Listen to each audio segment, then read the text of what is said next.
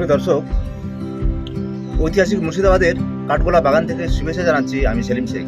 বন্ধুরা, মুর্শিদাবাদের মধ্যে যতগুলো দর্শনীয় স্থান রয়েছে তার মধ্যে এই কাঠগোলা বাগান অন্যতম। এ সম্পর্কিত তথ্য আপনাদের সামনে সুন্দরভাবে আলোচনা করব।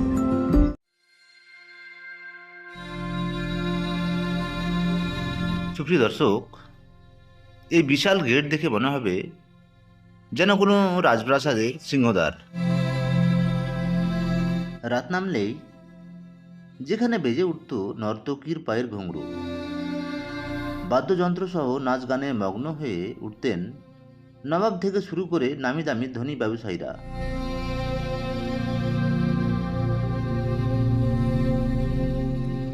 পলাশী যুদ্ধের পরে নানান হঠকারী ঘটনার সাক্ষী মুর্শিদাবাদের কাঠগোলা বাগান।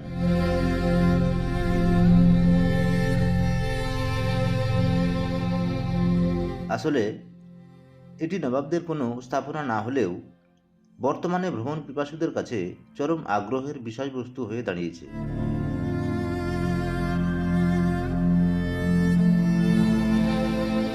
প্রতিদিন লাখো লাখো মানুষ এই দর্শনীয় স্থানটি দেখতে আসেন।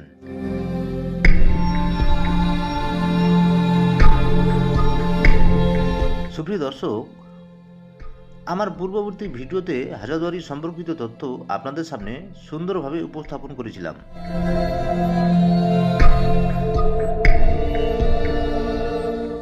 সেই হাজারদুয়ারির প্রায় 2.5 কিলোমিটার দূরে অবস্থিত সুন্দর এই কাঠগোলা বাগানটি।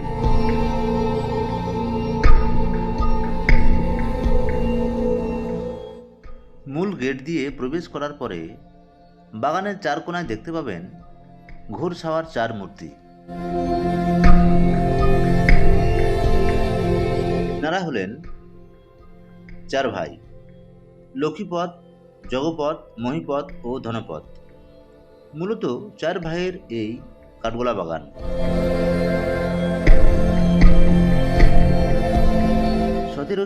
সালে 250 বিঘা জমির উপর এই স্বপ্নের কাঠগোলা বাগানটি নির্মাণ করেন লক্ষ্মীপদ সিং দুগর।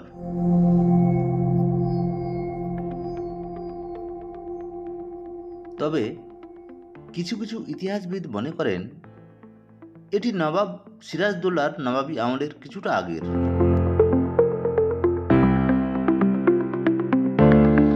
বন্ধুরা, মুর্শিদাবাদে যতগুলো দর্শনীয় স্থান রয়েছে এই কাঠগোলা বাগান অন্যতম দর্শনীয় স্থান।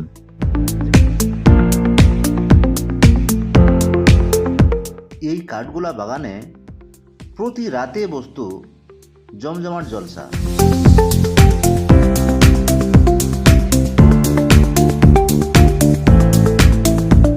সেই সময় হীরা নামে এক নর্তকী নাকি প্রতি সন্ধ্যায় নাচ গান করে 5,000 টাকা করে পারিশ্রমিক পেতেন।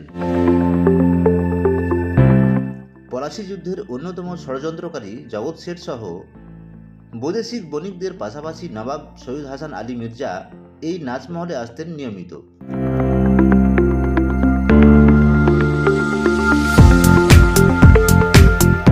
সুপ্রিয় দর্শক, এই কাঠগোলা বাগানের অন্যতম আকর্ষণ হল গোপন সুড়ঙ্গ পথ।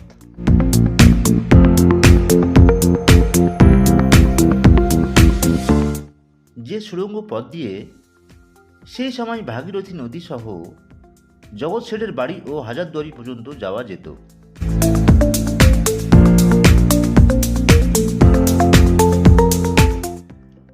নদীর জলস্তর বাড়তে থাকায় যাতায়াতের অযোগ্য হয়ে পড়েছে এই পথটি। তাই নিরাপত্তা বিবেচনায় দীর্ঘদিন ধরে তালাবন্ধ করে রাখা হয়েছে এই সুড়ঙ্গ পথ।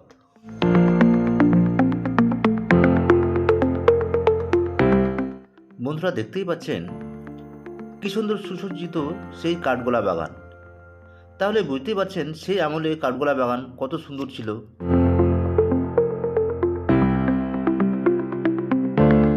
জগৎ শেঠ সহ ইংরেজরা এই সুড়ঙ্গ পথ দিয়ে কাঠগোলা বাগানে আসতেন আমোদ প্রমোদ করতে।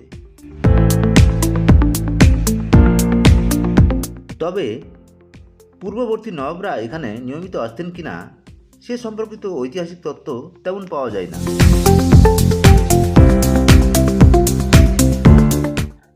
মনে করা হয় পলাশী যুদ্ধের পরে ইংরেজরা এখানেই ধনসম্পদ ভাগাভাগি করতেন। ঐতিহাসিক তত্ত্ব মতে এই কাঠগোলা বাগানেই জগৎ শেঠকে মীর কাসিম হত্যা করেছিলেন। 1870 সাল সিরাজের মৃত্যুর 114 বছর পর উনি রাজস্থান থেকে মুর্শিদাবাদ এসেছিলেন বিজনেস করে। তখন মুর্শিদাবাদ তো বাংলা বিহার উড়িষ্যার রাজধানী, তাই ভারতের মধ্যে মুর্শিদাবাদকে চুজ করেছিলেন। 156 বছর আগে উনি এসে তৎকালীন মুর্শিদাবাদের নবাব ছিলেন, নাম হচ্ছে তার ফেরাবিঞ্জার। আসলে মুর্শিদাবাদের নবাবের সংখ্যা হচ্ছে টোটাল 18 জন। বন্ধুরা, ভিডিওটি কেমন লাগলো কমেন্টে জানাবেন।